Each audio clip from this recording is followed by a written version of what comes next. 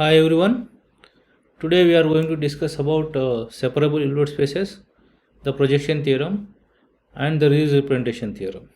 Let us quickly recall that a metric space X with metric D is said to be separable if it has a countable dense subset. For example, if you take X to be a complex field over F equal to C, then this is a vector space. Q plus IQ is a countable dense subset of C. Here Q is set of all rational numbers. Our main aim is to discuss separability in a inner product space. That's why we are looking at examples of inner product spaces which are separable. Let us take X to be C power n over the field C. Then here also we can conclude that Q plus IQ whole power n is a countable dense subset of C. Hence we can conclude that X equal to C power n is also a separable inner product space. Now let us look at X to be CAB, where CAB denotes here the set of all continuous functions taking values in R. If you take f1g from X, then inner product fg is given by integral a to b fx gx bar dx. So by the Weierstrass approximation theorem, we know that the polynomials are dense in CAB with respect to the supremum norm. Now if you look at polynomials with rational coefficients, then that is a countable subset of CAB, and in fact that is also dense. Hence we can conclude that CAB is separable with respect to the supremum norm. But we want to establish that CAB with respect to the L2 norm is also separable. Now we have the following relation, that the relation between the L2 norm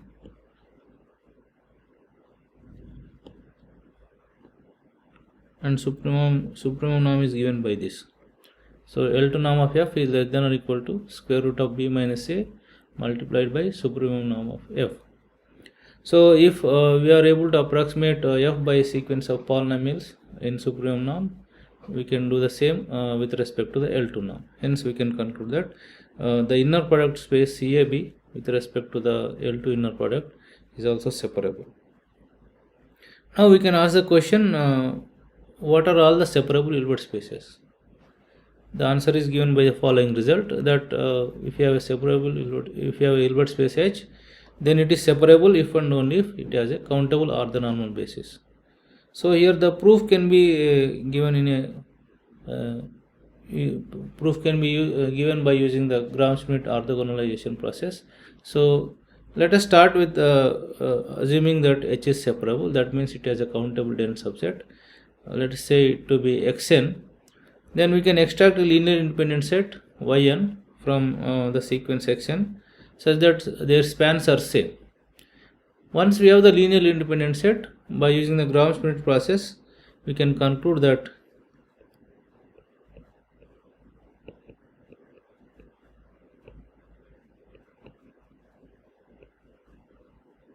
using the Gram-Schmidt process we can get an orthonormal set E1, E2, so on, such that their span is span of E1, E2, so on equal to span of Y1, Y2, so on. So span closure of Y1, Y2, so on equal to span closure of E1, E2, so on, that equal to H. So we get a countable orthonormal basis using Gram-Schmidt orthonormal process. Now on the other hand, if we have a countable orthonormal basis for H, we can actually look at finite linear combinations of ENs, where the coefficients are of the form coefficients are elements from Q plus IQ, then that forms a countable set, and span of that new set and span of ENs are same. So then we can conclude that we can get a countable dense subset out of countable orthonormal basis. So next we can ask the question, what are all the separable Hilbert spaces? So we know that R power n and C power n, they are all separable Hilbert spaces. Now when dimension of H is finite, can we characterize all separable Hilbert spaces? So in fact we can show that when dimension of H is n, we can conclude that there is a 1-1 onto isometry from H to R power n or H to C power n depending on the field. So the proof is given as follows. Suppose H is n-dimensional Hilbert space. It has a orthogonal basis consisting of E1, E2, so on, En. Define a map T from H to C power n by x going to x is mapped to inner product x with E1, inner product x with E2, so on, inner product x with En. So this is an element in C power n, and on the other hand, if you have a element in C power n, let us say lambda 1, lambda 2, so on,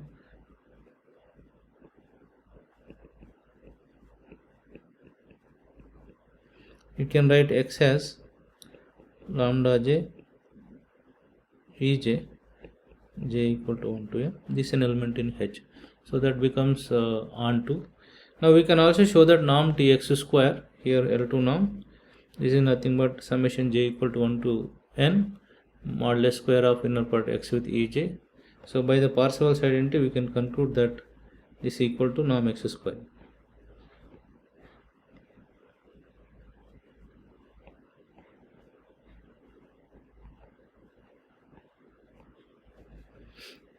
So this is the case when f equal to c. When f is r, we can do the same process to conclude that h is isometrically isomorphic with r power n. Now in the infinite dimensional setting, let us look at, suppose h is infinite dimensional separable Hilbert space, so it has a countable orthonormal basis, say E1, E2, E3, so on. Now we want to establish a one-to-one onto correspondence from H to L to N, which is also an isometry. Now as in the earlier case, you take element x in H and send it to an element in L2 as in the following way. Here first component is inner product x with E1, second one is inner product x with E2, the third one is inner product x with E3, so on. Now we can easily show that this is linear map, and norm Tx square equal to summation j equal to 1 to infinity now modulus square of inner product x with Ej, and by the Parseval's identity we can conclude that this is norm dx square equal to norm x square. So this is L2 norm. So this says that T is a isometry. We can also show that T is onto. To show it is onto, let us take a sequence.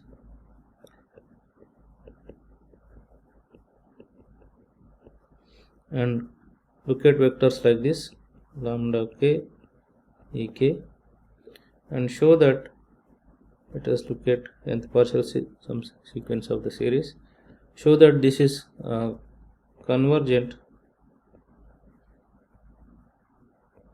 if and only mod lambda summation mod lambda k square k equal to 1 to n is convergent. So we have to define x as summation j equal to 1 to infinity lambda k ek. We can show that x is an element of H, so that establishes ontoness of the map T. So that means there is a one-to-one onto correspondence, which is also isometry, which preserves the inner product between these two spaces. Hence there is no difference between H and L to M. So whatever what we proved is that if H is a finite dimensional separable Hilbert space, so that is isometrically isomorphic with f power n, where f is the field and n is the dimension of H.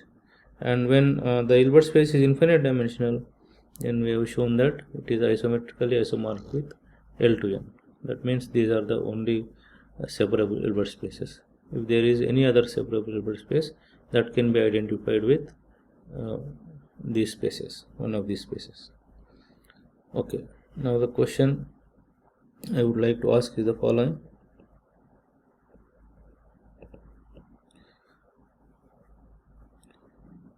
Give an example of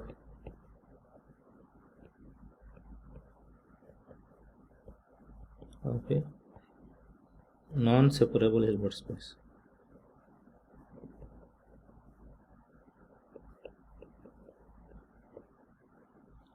So here the int is that in a separable Hilbert space,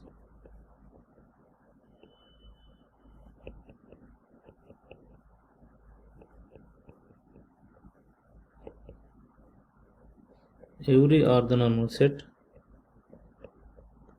is countable. So with this we can construct example of non-separable Hilbert spaces. Okay. Next we discuss about the projection theorem, which is also one of the important results in functional analysis. Let us quickly recall the parallelogram law in an inner product space.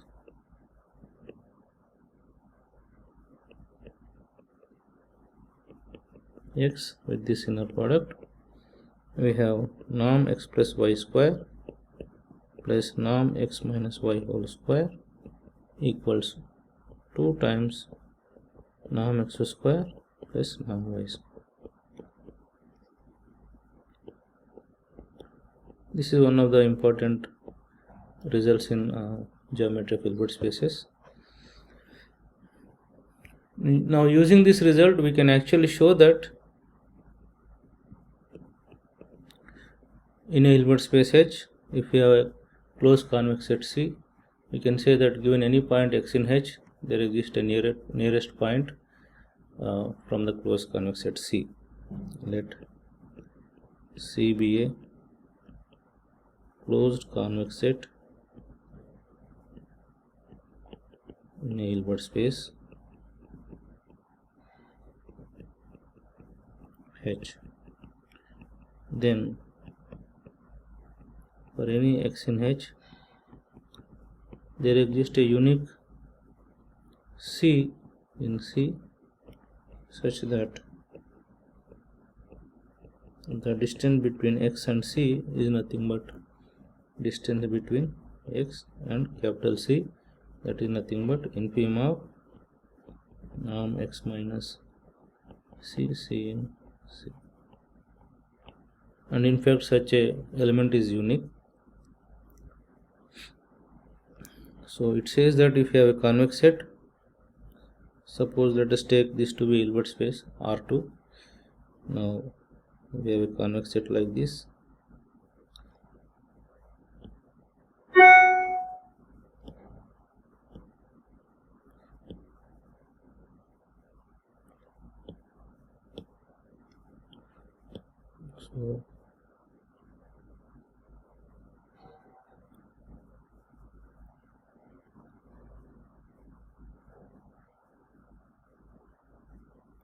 So this is the convex set.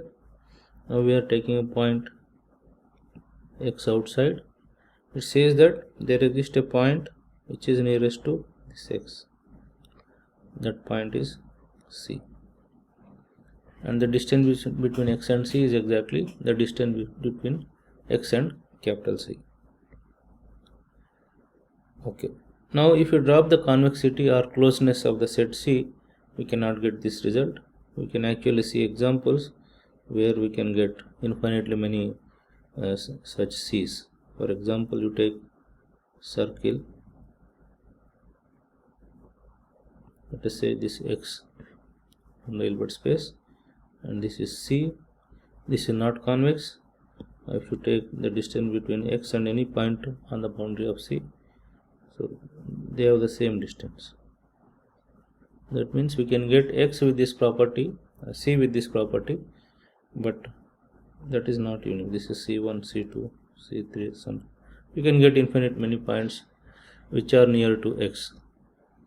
Such a point C, whatever we got here, is called nearest point to x. And in fact we can get examples if you drop the condition that C is convex, we can get examples where such a C does not exist.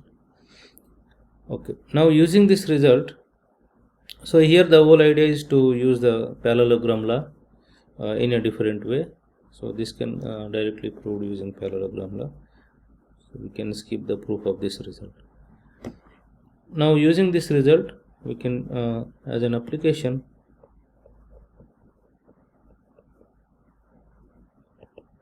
we can show that if M is a closed subspace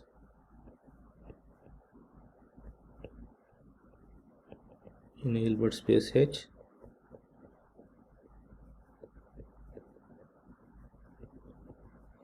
then we can conclude that orthogonal complement M is non-zero. So given any closed subspace, in Hilbert space H, then the orthogonal complement of M is non-zero. And now using this we can actually show the projection theorem.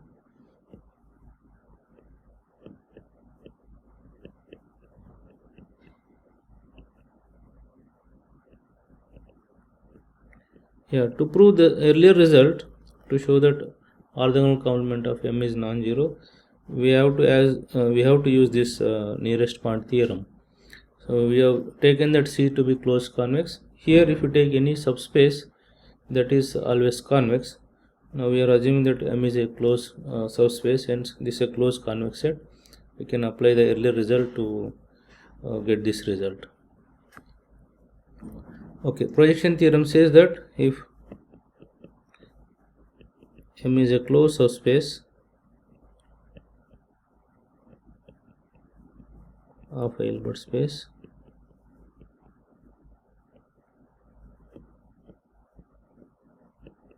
H, then we can say that H can be decomposed as M direct sum with M perp. Here direct sum is nothing but orthogonal direct sum. So in the earlier result we have to use the fact that M is a closed proper subspace, because we can take M to be H itself, then in that case H perp is 0. So we need to assume that M is proper. Now here coming to this projection theorem, it says that we can decompose the given Hilbert space using a closed subspace in this way: M plus orthogonal complement of M perp. That means whenever we take X in H,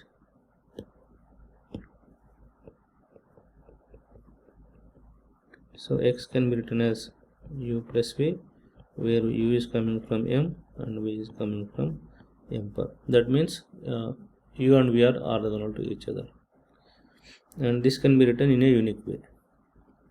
Now the advantage of this projection theorem is the existence of orthogonal projections in a Hilbert space. So this is very important in the sense that it guarantees existence of an orthogonal projection.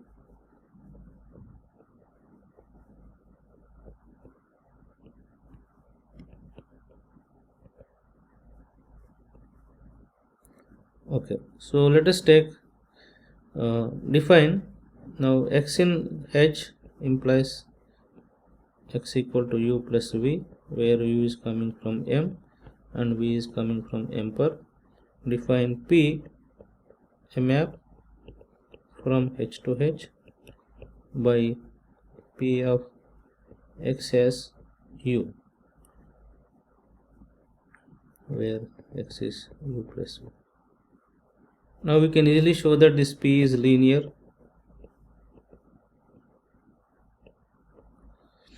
and range of P is exactly M, and the kernel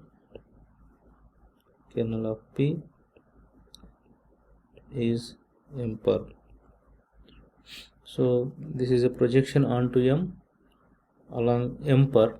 So this can be visualized in R2 very easily. So let us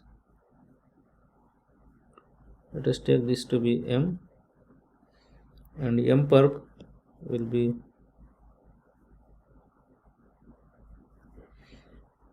so if I take any point X here, X is U plus V, so this can be written as UV also. So this sends, the projection sends this to U, where U is an element of M. So this is an orthogonal projection. Now using this projection theorem, we can get an orthogonal projection which is non-trivial.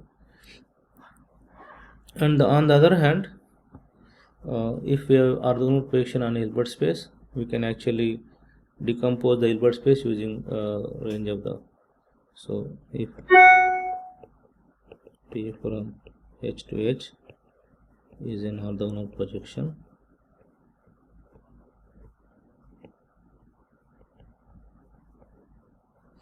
here projection means P square equal to P, orthogonal means range of P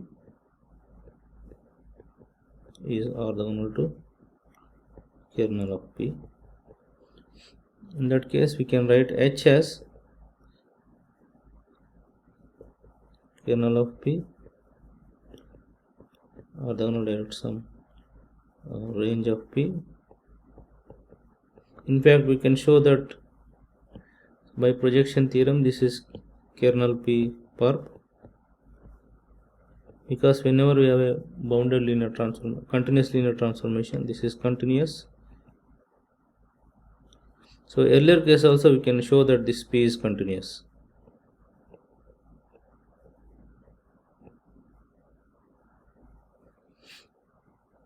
Then for any continuous linear transformation, the kernel is closed. Now we can apply the projection theorem to get this one. So this is nothing but kernel of P direct sum, and kernel of P and range of P are orthogonal to each other. So we can say that range of P, and P is a projection onto range of P. So what exactly we have done is, we have Hilbert space here H, and we have projections. Given any closed subspace, we can get a projection whose range is M. That means there is a one-to-one correspondence between closed subspace of Hilbert space and set of all projections. In fact, they are all continuous projections. So in fact, sometimes it is useful to discuss properties of subspace using an operator or a map, and the other way also. Okay, so this is about the projection theorem. Next we discuss one more important result called the Riesz representation theorem.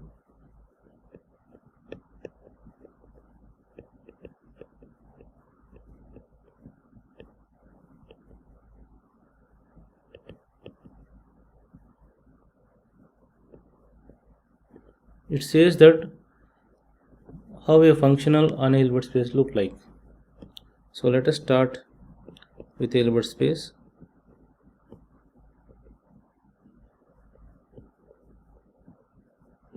And let us take Z is a vector in H. So define F suffix Z from H to C. Here the field is C. We can take R also. So Fz at X is inner product of X with Z for every X in H. We can easily show that Fz is linear, continuous, and norm of Fz, that is supreme of inner product X with Z, where X is coming from H with norm X equal to 1. So this is called the norm of the functional. This is exactly, we can show it to be norm Z. In fact, by Cauchy-Schwarz inequality, norm Fz is less than norm Fz at X is less than or equal to norm X.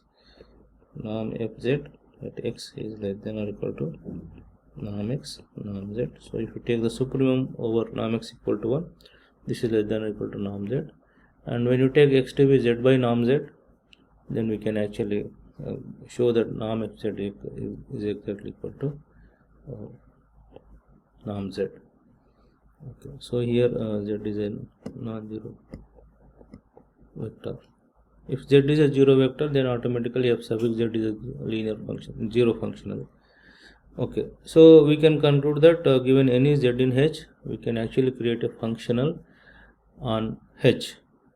Now the converse part is, we can ask that if you have a functional on H, can we associate it with a vector? So this result is known as the Riesz representation theorem.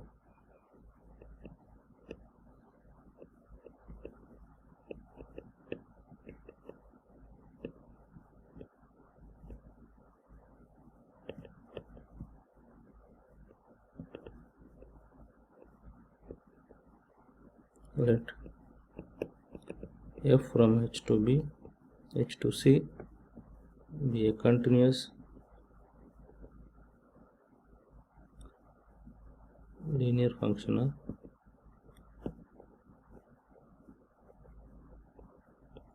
then there exists a unique z in H such that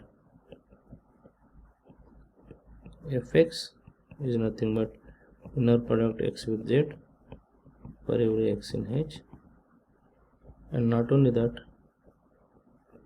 norm of this functional is exactly norm of z.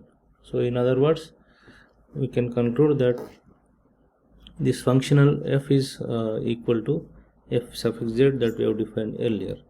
So combining these two results, we can say that all the functionals on a Hilbert space are this form. They are given by inner product with particular vector, and this particular vector z is called Riesz representative for the functional f. In other words, we have established a connection between H and the dual space of H. So dual space of H is nothing but set of all functionals. F is linear and continuous.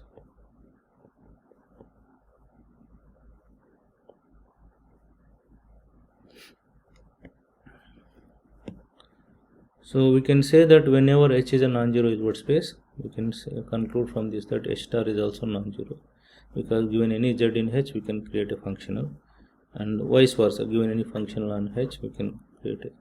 So z going to f sub z.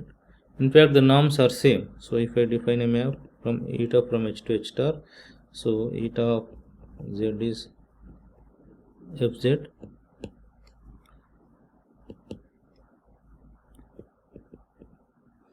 then we can conclude that norm of eta z is norm fz, that is z. That means eta is an isometry. In fact, we can show that eta is eta z plus w as eta z plus eta w, and eta alpha z in this case is alpha bar eta z whenever z and w are coming from H and alpha is coming from C. So this map is not linear, this is a conjugate linear map.